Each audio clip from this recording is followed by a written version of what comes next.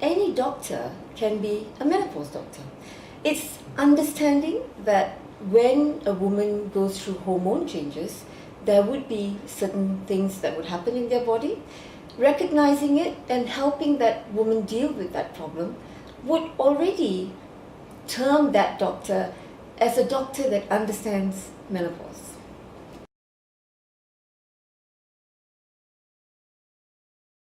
As we reach 40s, 50s, the hormones that, well, we could say bring us alive, estrogen and progesterone, they all start slowing down. And when these hormones start slowing down, that sometimes makes that aging process a bit faster. Now, when we do menopause, and we term menopause as no periods for one whole year, and then comes what we consider post-menopause. Now, aging is also dependent on a whole load of factors. Women automatically think menopause means aging, but it also depends on genetics. I can see a 40-year-old woman who looks 60 and similarly a 60-year-old woman who looks 40. So a lot of it is in your mind. If we keep ourselves well and healthy, then we don't age, obviously, either from the outside or inside.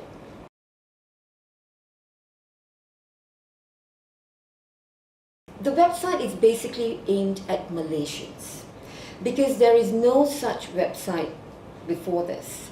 When you look at menopause websites, you have the websites from Australia, from America. You have nothing that relates to what's happening in our own country. What is it that our women suffer from? Where is it that they can go for help? Or what is it that they have to worry about?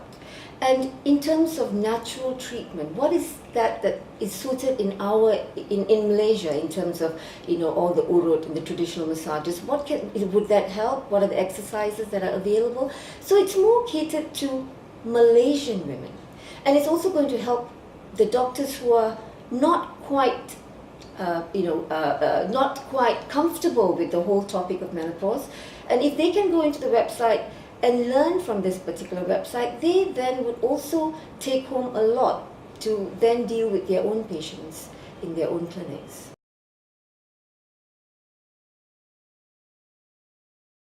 Well, I think caregivers are very special people.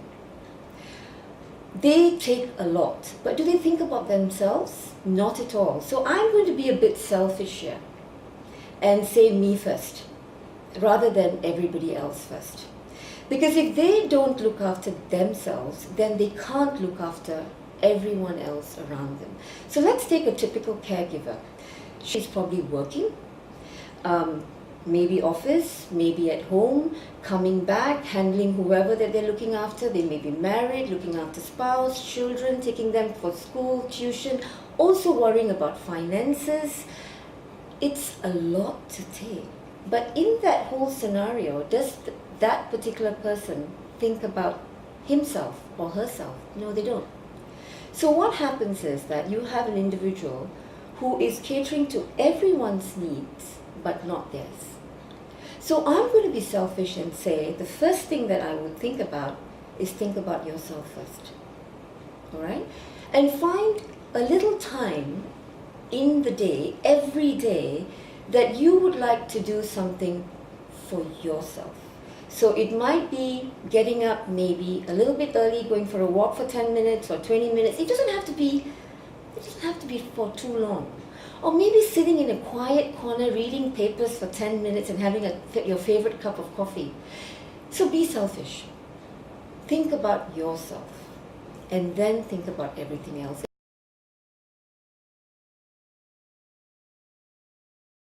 Prioritizing what's important for that particular moment.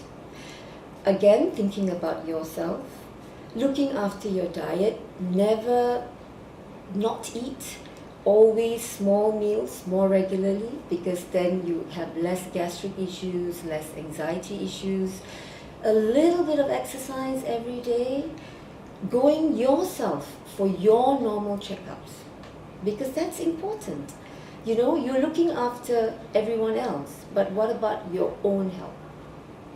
So looking after all these things and starting with these small steps coping with the little changes on a day-to-day basis, having a group of friends that you can talk to, having a sympathetic ear, which may be online or your doctors, to talk about menopausal symptoms, and then going from there. Having a timeout every day, I insist on that.